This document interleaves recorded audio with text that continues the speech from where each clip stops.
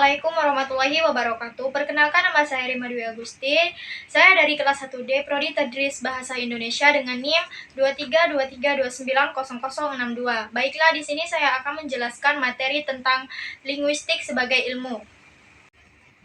Sebelum saya membahas tentang linguistik sebagai ilmu, di sini saya akan menjelaskan apa itu linguistik. Jadi, linguistik adalah ilmu tentang bahasa atau ilmu yang mengkaji, menelaah, atau mempelajari bahasa secara umum, yang mencakup bahasa daerah, bahasa Indonesia, atau bahasa asing. Apa sih itu bahasa? Oke, bahasa adalah kegiatan yang dilakukan kita sehari-hari, dari tidur sampai bangun lagi. Bahasa juga mempunyai berbagai jenis. 1. Bahasa tulis adalah kalimat yang diucapkan dalam bentuk tulisan. 2. Bahasa lisan adalah kalimat yang diucap. 3. Bahasa gestur atau bahasa tubuh. 4. Bahasa khusus tunanetra. Dan 5. Bahasa simbol. Selain bahasa mempunyai berbagai jenis, bahasa juga mempunyai ciri-ciri, yaitu 1. Bersifat lisan. 2. Bersifat tertulis. 3. Bersifat simbol. 4. Sebagai sistem. Dan 5. Bahasa bermakna.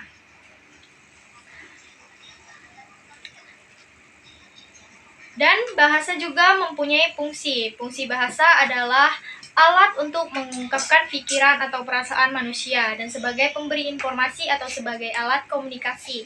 Oke, sekarang saya akan masuk ke materi yang akan saya bahas, yaitu tentang bahasa sebagai ilmu atau linguistik sebagai ilmu. 1. Keilmiahan linguistik. Sebelum membicarakan keilmiahan linguistik, ada baiknya dibicarakan dulu tahap-tahap perkembangan yang pernah terjadi dalam setiap disiplin ilmu, agar kita bisa memahami bagaimana sifat-sifat atau ciri-ciri keilmiahan dari suatu kegiatan yang disebut ilmiah, khususnya di sini, dalam disiplin linguistik. Pada dasarnya, setiap ilmu, termasuk juga ilmu linguistik, telah mengalami 3 tahap perkembangan sebagai berikut. Yang pertama, tahap spekulasi adalah tahapan pembicaraan mengenai sesuatu dan cara mengambil kesimpulan. Dilakukan tanpa didukung oleh bukti-bukti empiris dan dilakukan tanpa prosedur tertentu. Kedua, tahap observasi dan klasifikasi adalah mengumpulkan data dan menggolongkan segala fakta dengan teliti tanpa memberi teori atau kesimpulan apapun. Yang ketiga atau yang terakhir adalah tahap perumusan teori, memahami masalah-masalah dasar dengan mengajukan pertanyaan mengenai masalah tersebut berdasarkan data empiris yang ada, kemudian dirumuskan sebuah hipotesis. Sejalan dengan ciri-ciri hakiki bahasa, dapat dijabarkan dalam konsep sebagai berikut. 1. Bahasa adalah bunyi atau ujaran, maka linguistik melihat bahasa sebagai bunyi. Artinya dalam linguistik, bahasa lisan adalah bahasa yang primer, dan bahasa tulis bahasa sekunder. 2. Bahasa bersifat unik, maka linguistik tidak berusaha menggunakan kerangka suatu bahasa untuk dikenakan pada bahasa lain.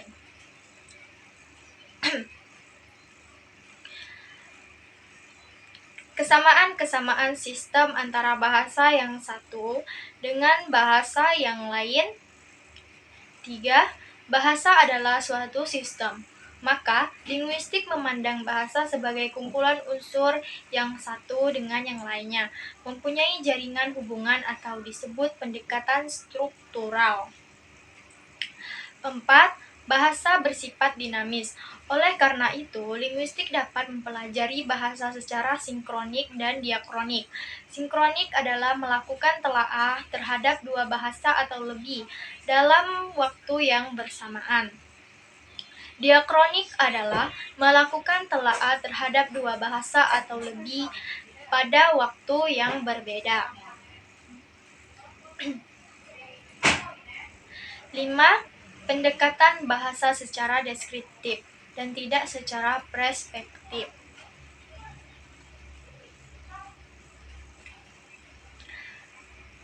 Berdasarkan objek kajiannya, apakah bahasa pada umumnya atau bahasa tertentu dapat dibedakan adanya linguistik umum dan linguistik khusus. Linguistik umum adalah linguistik yang berusaha mengkaji kaidah-kaidah bahasa secara umum. Pertanyaan-pertanyaan teoritis yang dihasilkan akan menyangkut bahasa pada umumnya, bukan bahasa tertentu. Sedangkan linguistik khusus berusaha mengkaji kaidah-kaidah bahasa yang berlaku pada bahasa tertentu seperti bahasa Inggris, bahasa Indonesia, atau bahasa Jawa.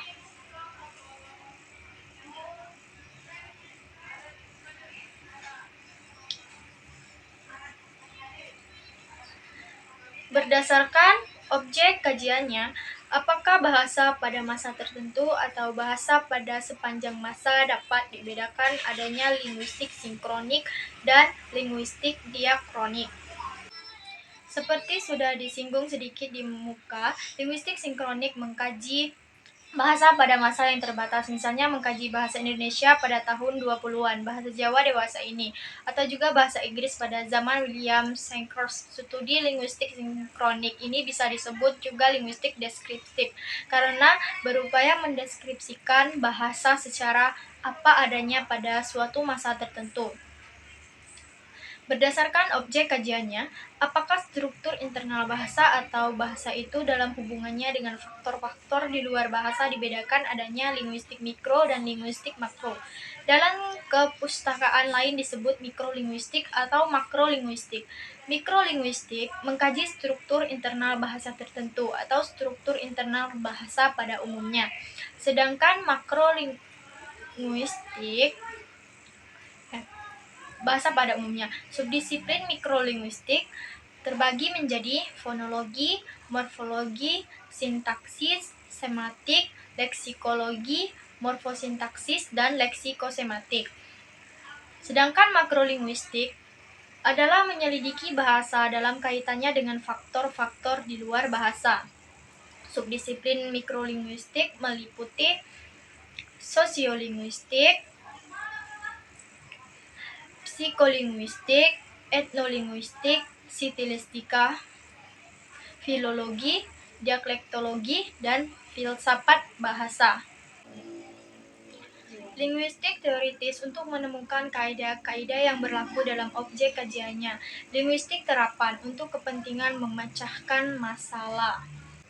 Analis linguistik dilakukan terhadap semua tataran tingkat bahasa, yaitu fonetik, fonemik, morfologi, sintaksis, dan sematik.